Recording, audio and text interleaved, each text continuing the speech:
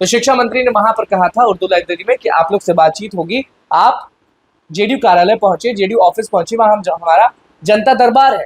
तो अब देखना होगा कि कल बुधवार है यानी वेडनेसडे का दिन है और कल जनता दरबार लगता है।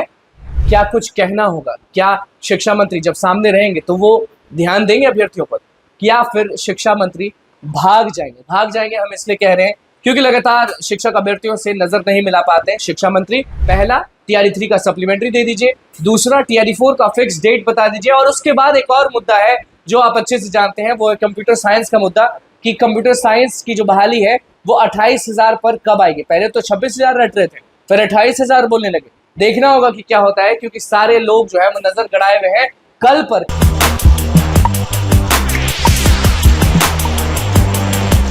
देखिए कल बुधवार है और बुधवार को सारे लोग अब इंतजार करेंगे कि जेडीयू कार्यालय में शिक्षा मंत्री आते हैं या नहीं आते।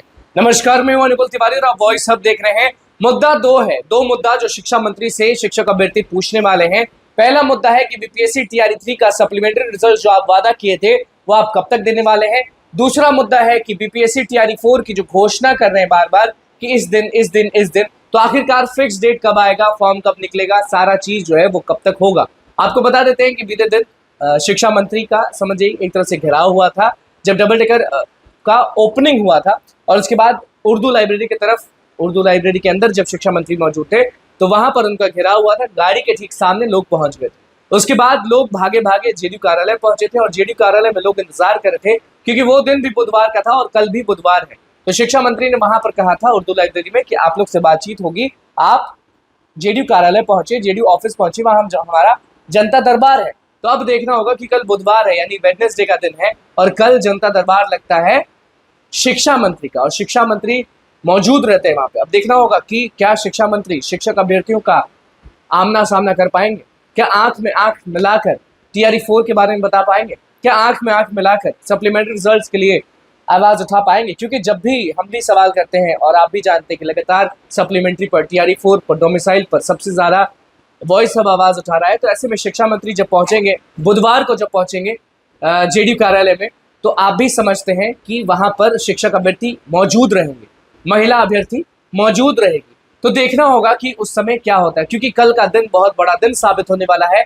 टीआरई 4 सामने है, टीआरई 3 का सप्लीमेंट्री सामने है। जब शिक्षा मंत्री जेडीयू ऑफिस पहुंचेंगे, जब शिक्षा मंत्री जो है जेडीयू कार्यालय पहुंचेंगे, तो देखना होगा कि उन लोग का क्या कुछ कहना होगा। क्या शिक्षा मंत्री जब सामने रहेंगे तो वो ध्यान देंगे अभ्यर्थियों पर, या फिर शिक्षा मंत्री भाग जाएंगे। हम इसलिए कह रहे हैं क्योंकि लगातार शिक्षक अभ्यर्थियों से नजर नहीं मिला पाते हैं शिक्षा मंत्री, और शिक्षक अभ्यर्थी का 2 ही डिमांड है, और वो 2 डिमांड है।